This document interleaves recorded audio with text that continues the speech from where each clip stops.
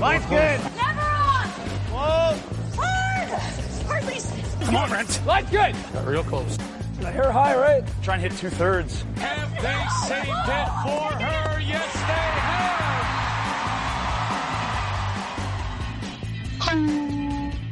Welcome to Game of Stones, everybody. I am Sean Graham. Scott alongside, as always. Hello, Scott. Sean, so nice. We decided to do it twice, back in the same room recording. Yes, we did this a few weeks ago. Yeah. And decided to do it again on a rainy day here in the nation's capital. Scott, I like rainy days. I assume you do as well, based on your love of living in Vancouver. Oh, yeah, I love them, Sean. It feels so cozy. Mm-hmm. You know, the sky is nice and small. Like, it feels like the sky's giving you a hug. A little cocoon. Yeah. Of sorts, yeah. Exactly. My favorite kind of day. Watch TV and curl up and just be inside. Yes, and these sorts of days often make you very reflective. You think, you look out the window, see the water dripping down, the pane of glass, and you wonder, who's the best curling team in the world? That is often where my mind goes, Sean. Yeah, we have often, I'm sure everyone can relate to that story. Yeah. So that's what we're here doing today. Normally, we have broken up our postseason power rankings into men's and women's. This year, no. Trying to do something a little different. Everyone. Yeah, trying to come up with the top 10 teams in the world, power ranking style. So, Scott, what are the rules of our power rankings? So I believe we're doing only 4-person teams. Correct. And we're just going based on who we think is the best. Do these teams need to beat each other? Not necessarily, but sort of dominance in their field. Yeah, so really there are no rules. Basically, that's how we're doing it. So we have a list here of 10 teams of what we are putting as our top 10 teams in the world. Scott, should we go inverse order? Yes. Okay, so starting with number 10, the Japanese women's team of Fujisawa Setsuke. They are number 4 in the Ken Palm rankings for women. Mm-hmm. They won the Canadian Open, first Grand Slam for an Asian team here this season. So a big step forward for them. They had a nice performance at the the Pan-Continental Championship. A pretty good result there. Into the playoffs at the World Championships. They lost a qualification game to Carrie Anderson in Canada, but a really good season for them. Mm-hmm. I think a step forward from where they were before. So I think that puts them into the top 10 in the world. Yeah, that's a pretty good argument for them. Maybe when we're done our list, we'll get to some honorable mentions for the list. Sure. Some teams that maybe you would expect to be in it. But yeah, no, that makes a lot of sense. Great season for Fujisawa and her team. It's a bit surprising that they're that high up on Ken Palm, but the numbers don't lie. They don't. I don't know where they are in the world curling rankings. I just know that he has them very high, and I'm sure that Canadian Open Championship would be a main reason for why they are as high as they are on the Ken Palm rankings, as well as that World Championship playoff performance as well, given that so many teams who are high in those rankings weren't there, because so many are Canadian. So Fujisawa also 4th on the world curling team rankings on the women's side. So I think 10's very fair. Very fair, very fair. Who's next? All right, in the number 9 spot, we're going to come to Canada. We're going to come to Western Canada for this one. That is Brendan Bottcher and his very new-look team with Mark Kennedy, Brett Gallant, and Ben Hebert. The foursome didn't necessarily have the results they probably wanted on the season, losing the Alberta final and missing the Page round of the playoffs at the Brier. They did get to the elimination games on Friday afternoon, but they didn't make it into the Page. Biggest win on the season was the Canadian Open, so they did get a Grand Slam victory for themselves. So I think, Scott, this one for me is almost more potential for what's next for them as opposed to necessarily how the season went. Because I think if you were to ask the 4 of them with some truth serum, they would say, yeah, they're a little disappointed with the initial results, even if they were okay with the process, which I Mhm. think they all said that they figured out the process by the end of the season. Yeah. But they would have wanted to win more events, obviously, because everyone does. Hmm. So I think this is fair, but also recognizing that next year and subsequent years could be pretty huge for this team. Yeah, I don't know, Sean. I think I would have put somebody else a bit higher in these rankings. Okay. Perhaps a team that lost the Brier final, but we'll I'll defer to you and your list because you put the work into making it. Okay, fair enough. So the team I have ahead of Brendan Botcher is the team that they lost to in the Alberta final. That is Kevin Cooey.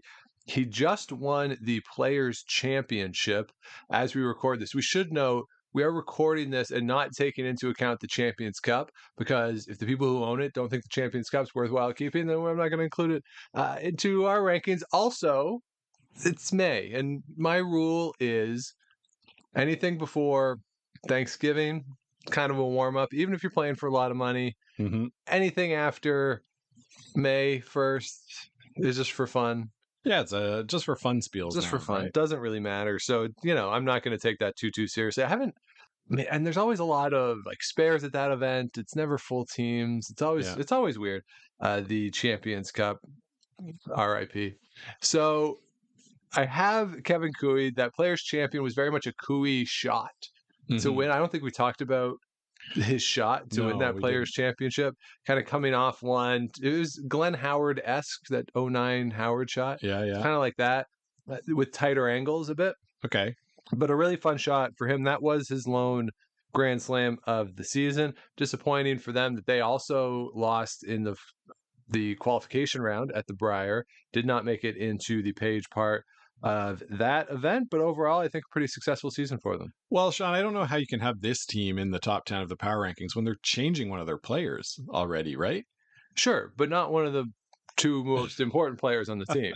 I know, but I guess I'm going to spoil this and say Matt Dunstone's not on the list, and I think I would put him ahead of both Cooey and Brendan Botcher. Really? Yeah. Interesting. Yeah, they were dynamite at the Brier.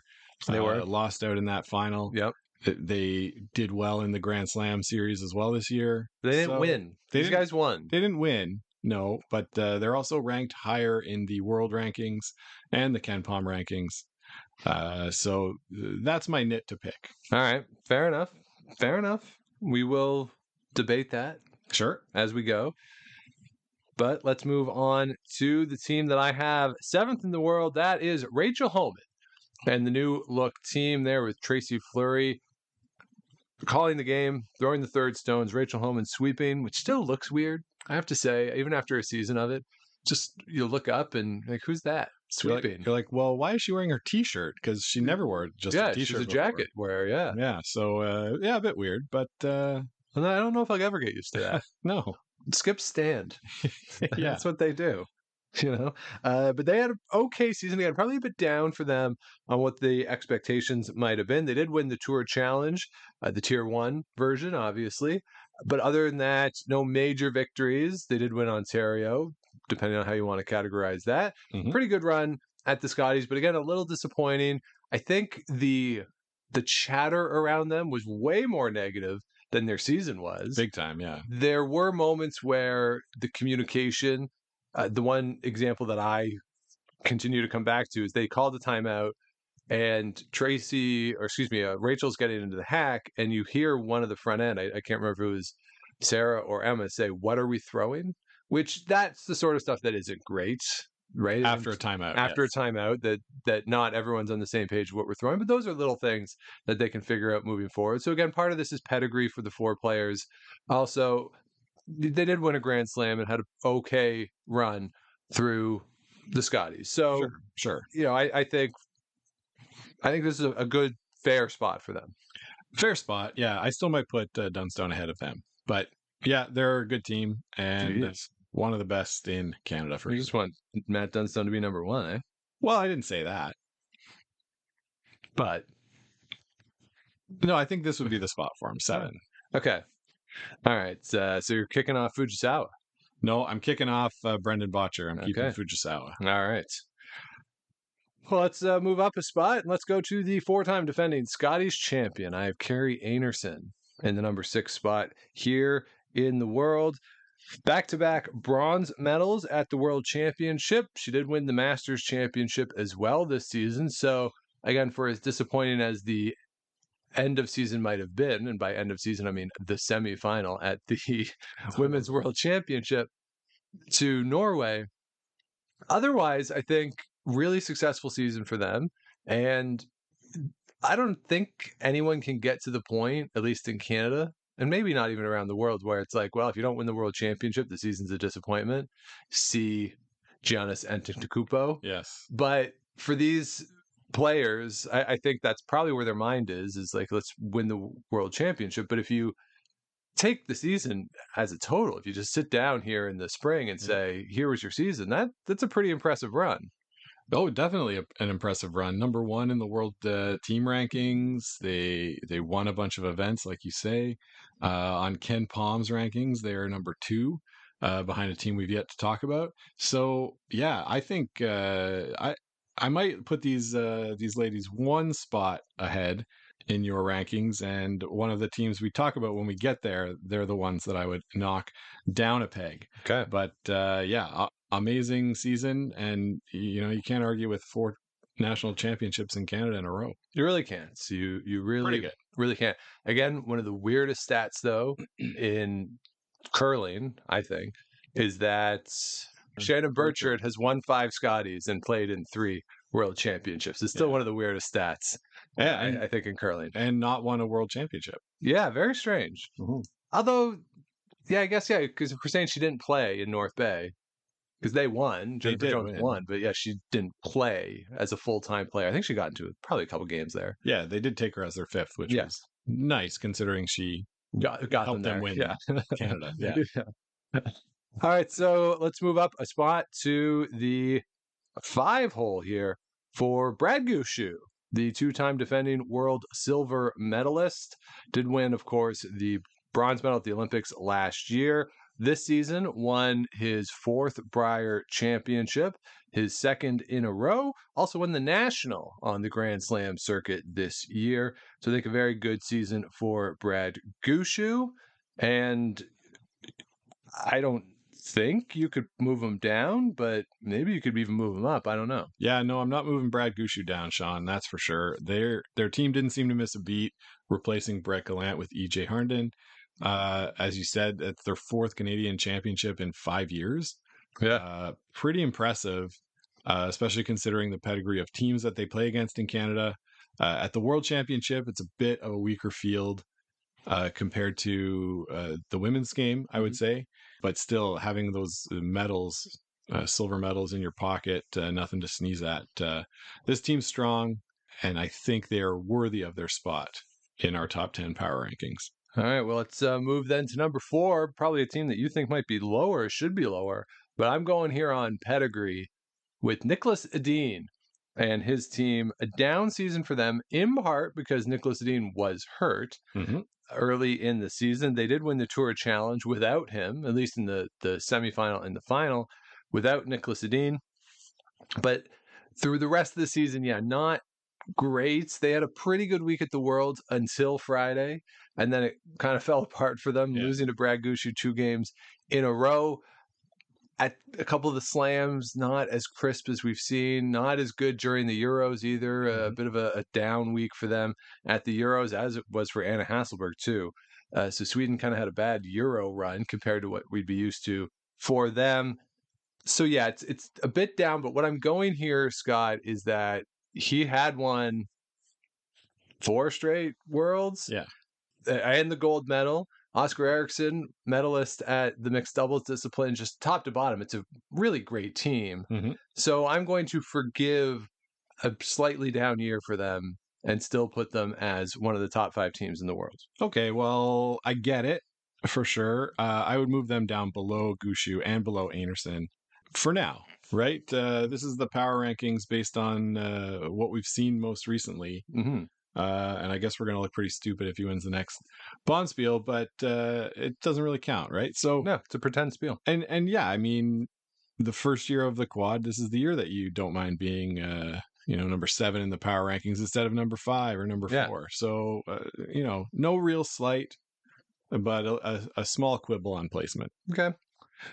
Now, Scott, here as we get to the number 3 spot, this is a team that we have not talked about nearly enough. I think part of that is the World Curling Federation moving the World Wheelchair Curling Championship back to the spring.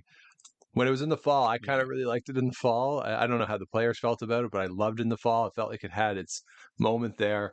But with it in the spring, feels like it gets lost amongst everything else, kind of the way the Canadian juniors did as well. But this team is so effing good. The Chinese wheelchair team this year was skipped by Heixiao Wang, and he has been the skip for this incredible run that the Chinese wheelchair curling team has been on. World Championships in 2019, 2021, and 2023, gold medal at the 2018 and 2022 Paralympics. Mm-hmm. That is incredible for him. The new team this year, Xiaolu Zhang, Jinchao Yang, and Nana Li, new this year. All 3 of them were new this year.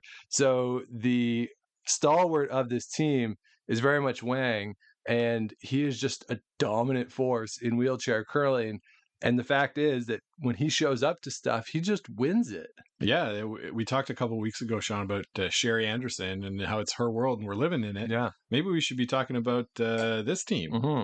Like you say, dominant. They just show up and win. If they don't win, they get a medal. They're the biggest force in the wheelchair curling circuit. Yep. And definitely are deserving of being on this list. And this high, I think that's true. That's they don't where lose. They just don't lose. I know. Like you can't really slight them for anything other than we put together a bunch of new players, and now we are all now we're still winning. Yeah. So can't knock it. All we do is win, win, win, no matter what. No matter what. Yeah, and I think the only reason they haven't had a greater run in terms of consecutive championships is because stuff got canceled. Yeah. And then during the Paralympic year, it was different, screwed up for them. And then China didn't participate after, just sort of weird circumstances. Otherwise, they would have, or could potentially have, one of the greatest runs in the sport's history, which they might have already. But just an incredible run for Heixiao Wang. Definitely. All right, so 2 spots remaining on our list. 2 teams, probably in everyone's mind, is who it could potentially be. So, Scott, what are the pros and cons, do you think, here? Without actually naming the teams, how do you think we differentiate between the 2 teams who are left? So I think we look at overall performance over the last year, including the Grand Slam circuit, including the nationals and international championships that are out there. We look for consistency. You don't want to see a lot of teams winning 2 or 3 events, but then not qualifying in 2 or 3 events. Yep. You want some consistency there. Mm-hmm. And honestly, what you're just looking for is total domination. Yes. So with that, let's go to the runner-up, Bruce Mount and his team here, the men's world curling champions, also the European curling champions from this season. They did not get a Grand Slam victory this year, but that's okay because they won the other ones that perhaps matter a little bit more for them. They're on the board as world champions, second European championship for them. Also going through the injury issue early in the season, Bobby Lammy with the broken hand, worked their way through that to a week that was, I think, kind of under the radar a bit through the course of the week at the World Championship until the weekend. Once Nicodine and Brad Gushu were kind of out of the way, I guess, or Nicodine was out of the way. And then you come to the final, and at least from the Canadian perspective, it's like, all right, Gushu's time. He's at home. He's going to do this. And then by the 4th end, Juice was kind of out of the building. Yeah, for sure. It was definitely a dominant performance. And we talked about that on our wrap up that, they had a couple losses early in the week, but then just started rolling, getting some steam, beating teams you'd expect them to beat. And by the end of the week, there they were, number 2 in the field. So, really strong team. Do you make anything, Sean, of them not winning the week after the World Championships? No. I think they ended up winning 1 or 2 games, but Yeah, it was. Some people were like, "Oh, I guess they must have celebrated a They little had a bit good too time. hard." You win a And world championship. you know what? Do it. Yeah. There's a lot of places here in Ottawa to go out and have a good time. Yeah, Scott, I sat 8 in a game. I didn't score 8. I sat 8 in a game. And even the next week, I was like, whatever. I can do whatever I want. Like, if I won a world championship, I might never win a game ever again. Like, You might not even play, right? no, that's it. Walk it off. Yeah. Like, so the fact that they were ambulatory for those games, I think is a great achievement on their part. Because I don't know if I would have been. Yeah, and based on the fans that were here following them, I'm sure they had a really fun time. Yeah. Well, that's brutal. I mean, the game was Sunday night. The game, you win Yeah. Sunday night, you got to be on the ice. I think they practiced Monday, Yeah, or there was practice Monday. I don't know if they were there, and then game started Tuesday. yeah, That's just a killer. yeah. Really, really rough, really rough. But no, they showed out this year, and are very deserving of our number 2 spot, and that can only leave one, Sean, for number 1. I'm sure everybody knows who this is. From the women's side, Madalena DuPont, European champion, the best team in the world, right? Sean, shaking my head here. SMH. No, of course, it is Silvana Tiranzoni, the 4-time defending world women's curling champion. Also threw on the national championship this season on the Grand Slam circuit. They're an interesting team, Scott, in that they haven't done great at Euros through the years. That's kind of been Anna Hasselberg's game a bit. And except for this year where Hasselberg didn't have a great week, and of course Madeleine DuPont comes and wins. But they're a team that obviously for the past 5 years has just showed up and won the world championship. The slam record is okay, but not dominant. And a part of that I think is format, certainly the way that the slams are formatted. It leads to more variety of outcomes than perhaps the world championships do. But just really, really good, really consistent.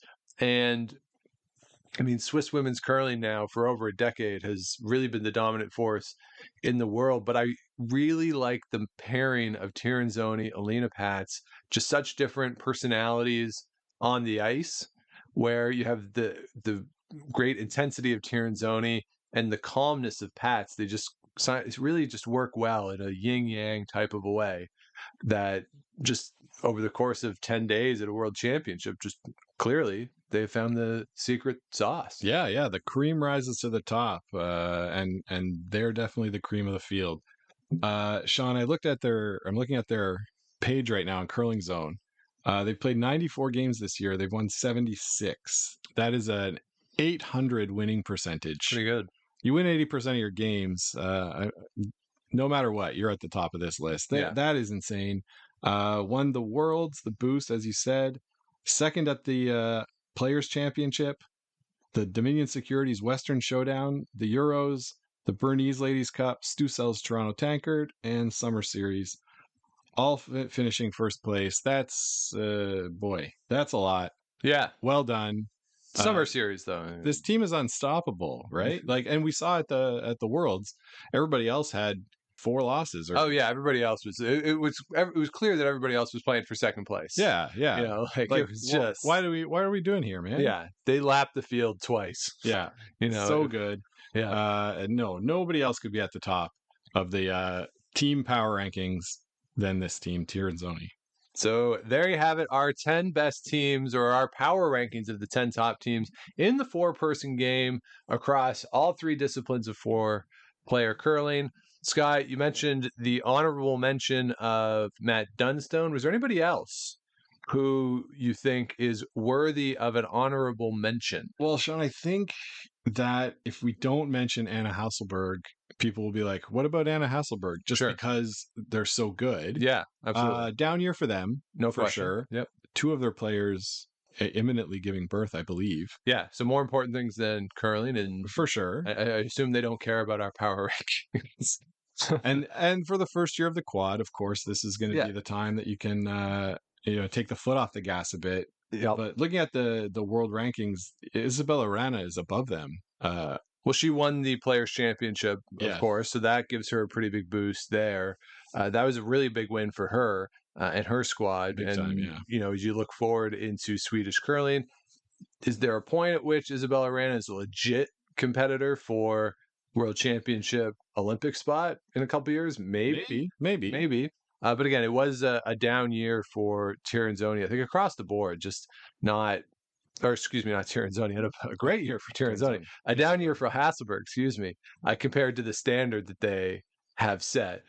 But I would have no real fears of them coming back next year. No, and to be fair, the standard they've set is winning Euros and winning World Championships. So that's pretty tough to live up to. She's never won a World Championship. Okay, gold medals.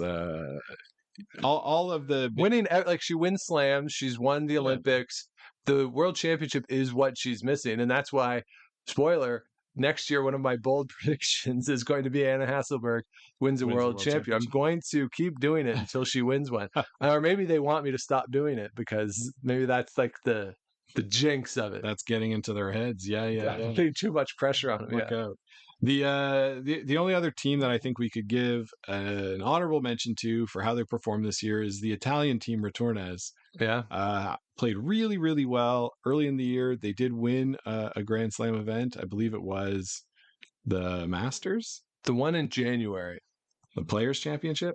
Anyway. Not the Players. The Open? Oh, yeah. The Canadian Open. That's right. Yeah. I think so.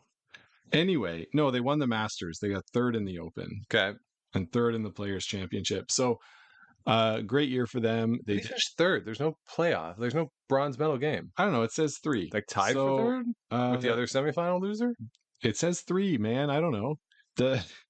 It's weird. The record 75-26, 750 winning percentage. You'll take that any day of the week. It's a lot of games. That's a real breakthrough though for them, right? Yeah. They're pushing forward for Italy 2026, and so I think they could maybe have an honorable mention spot or a spot near the bottom of that list. Yep, good season for them. We're in the bronze medal game at the Worlds, like you say. So a pretty good run for them.